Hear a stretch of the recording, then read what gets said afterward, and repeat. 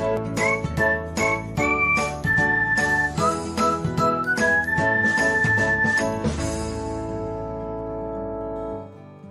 everyone, welcome back to another episode of Technologyglance.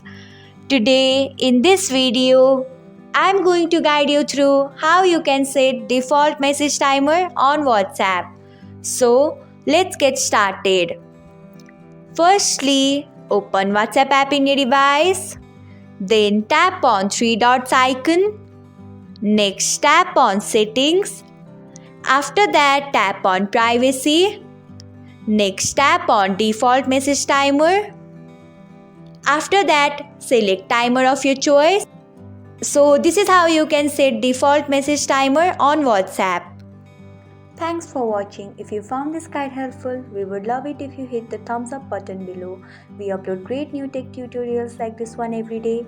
So don't forget to subscribe to our channel and hit the bell icon to get an update as soon as we post a video.